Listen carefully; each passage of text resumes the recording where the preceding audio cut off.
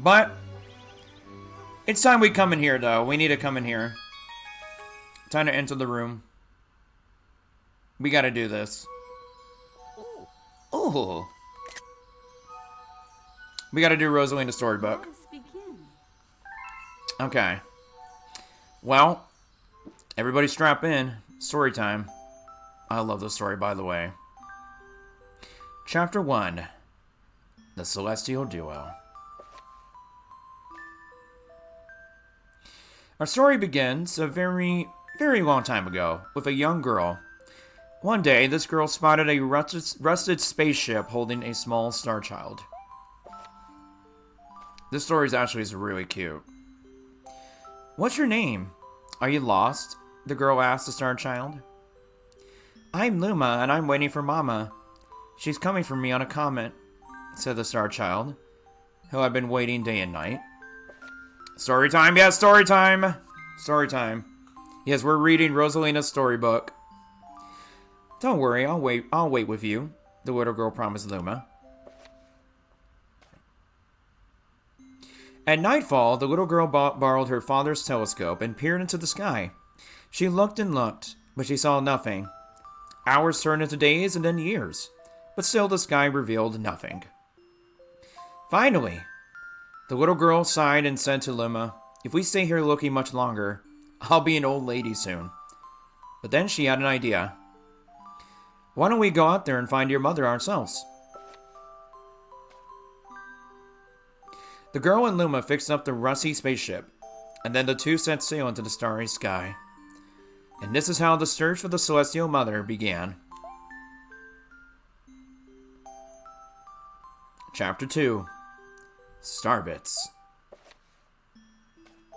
We love a good Starbits. Days passed with no sight of the comet. Why did I say comet? Comet, or even a single planet. Instead, asteroids extended for as far as the eye could see. If I had known it was going to take this long, I would have packed more jam, said the little girl, above the rumble of her belly. Before they left, she had packed all the essentials: telescope, butterfly net, stuffed bunny, bread, milk, jam, and apricot flavored tea. That actually sounds pretty good. I've never had apricot flavored tea. That sounds delicious. But I forgot to bring water. At this, Luma burst into gales of laughter and the girl began to pout. As long as I have Starbits, I'll be fine, said Luma. Want some? The little girl couldn't stay mad after hearing this. Luma continued to laugh, and the girl couldn't help but join in.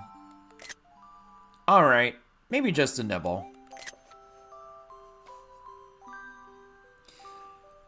Leaning far out of the ship, the pair began to collect Starbits with the girl's net. They almost fell out a few times, but they kept on collecting. The Starbits tasted like honey. So sweet, so sugary. Chapter 3. The Comet. A beam of light pierced through the ship's window.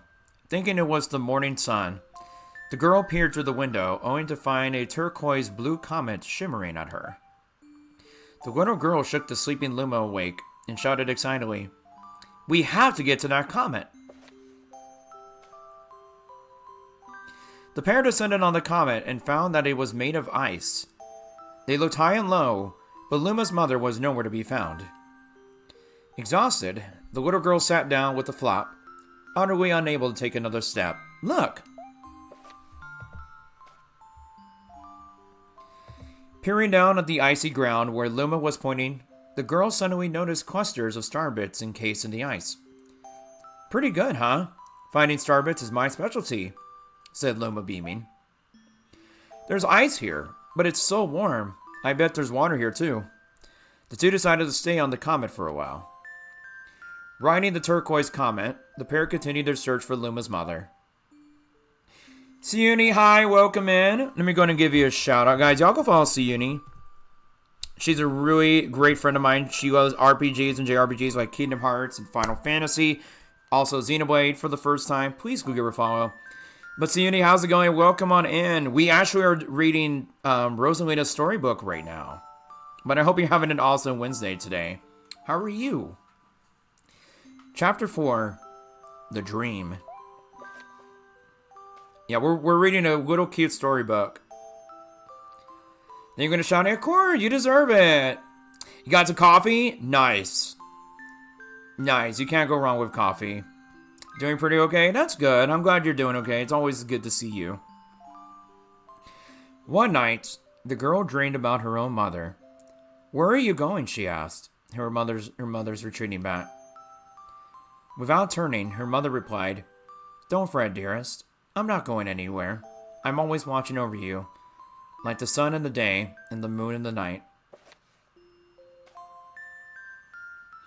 A wave of sadness washed over the girl. What about when it rains and I can't see the sun or the moon? Her mother thought for a moment before responding. I will turn into a star in the clouds and wait for your tears to dry. Okay, does anybody have a have a box of tissues? Because this is too early for me to start getting emotional.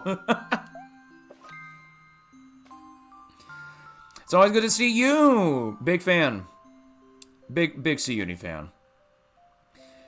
When she awoke, the girl's face was damp with tears.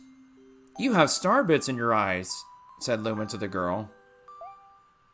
Also, I love how the girl's plush is actually just a space bunny. That's a nice little cameo there.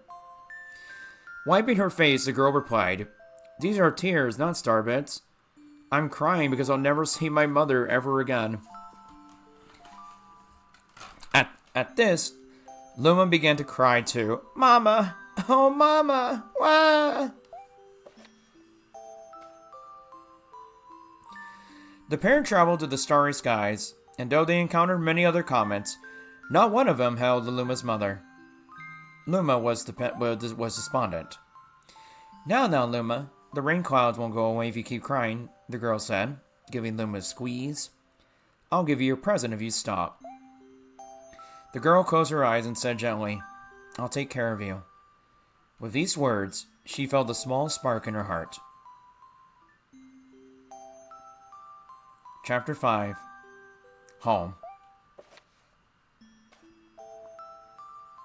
The kitchen will go here, and the library will go over there, the girl said busily to herself. We'll put the gate here. Ever since the girl took Luma under her care, she's been bustling about it at a feverish pace. It's a lot of work, but it's worth it to make a happy home. It turned out that star bits weren't the only thing buried in the ice. There were tools and furniture, unlike any they had ever seen, and the girl used them to build a home. Ooh. Pretty. Looking at the completed house, Luma remarked, Don't you think it's awfully big for just the two of us? With a library, bedroom, kitchen, fountain, and gate, it was certainly spacious, but still something seemed to be missing. If only my father, brother, and mother were here, the girl said wistfully. Indeed, the house was too large for its two small residents. That night, clutching her favorite stuffed bunny close to her heart, the girl fell asleep in the starship. Chapter 6, Friends. Then one day, while the girl sat sipping tea, a tiny apricot-colored planet appeared on the horizon. From the planet, another Luma of the same color emerged. Do you two know each other? The girl asked the two Lumas gleefully. Despite the girl's excitement, they seemed uneasy. The two Lumas neither drew closer nor backed away from each other. Instead, they just stared. Then one Luma broke the silence.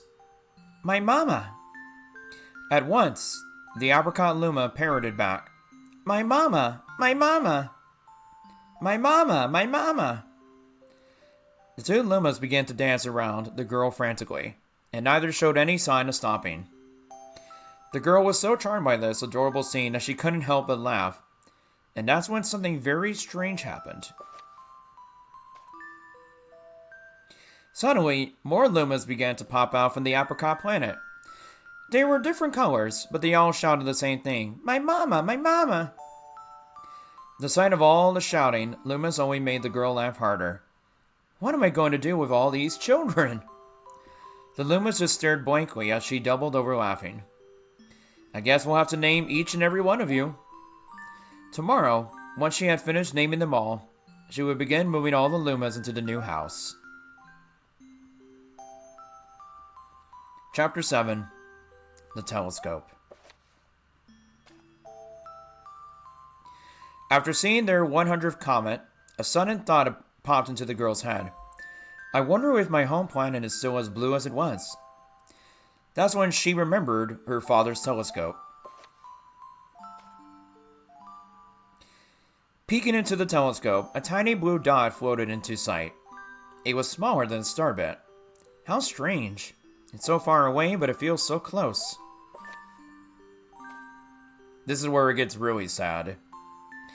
She twisted the knob of the telescope, and the blue dot grew until she could make out a grassy hill dotted with flowers.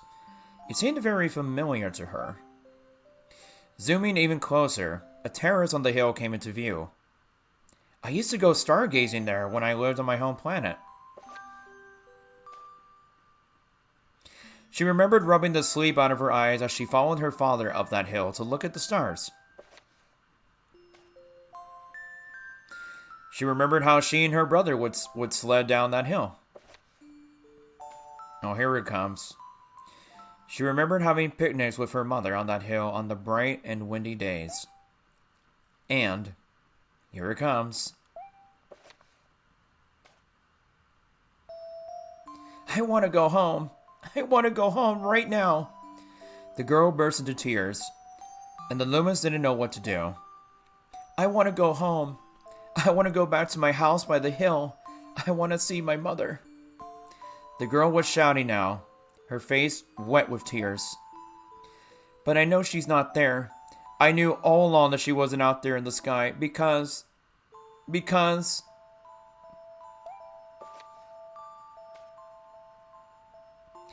She's sleeping under the tree on that hill. Dude. Dang. Now you guys know how sad this story really is. This is really, really sad. Dang, man. So it's sad that her mom died. That's really sad. The girl's cries echoed to the stars, and a hush fell over the area. Chapter 8. The Wish. Though usually quite cheery, one day the girl became sad again. Luma drew close and tried to comfort her. Mama, you still have me. And don't be sad about your mama, because she's a part of you. That means she's always close by. It's like me. I love starbits because they remind me of my mama. No, the girl said, unable to stop the tears. I love that face. That's adorable. A lonely look flickered across Luma's face, but it was soon replaced by a wide grin. I have an idea. I will transform into a comet, a soaring comet that can carry you all on this journey. With that, Luma, trailing bands of white, soared high into the sky and just as quickly started to plummet back down. Kaboom! Kablam! The ground shook, and a bright light poured out of the crater that the Luma had created. The bands of light twisted together to form a comet tail, and then Lumas emerged, reborn as a comet. The girl could scarcely believe her eyes. But how? She asked. Our destiny as Lumas is to transform into different things, said a red Luma who had suddenly appeared. Stars, comets, planets, we can become all these things. When I grow up, I want to become a star that makes someone special smile, said a green Luma. A blue Luma chimed in. That Luma turned into a real cutie of a comet, didn't he?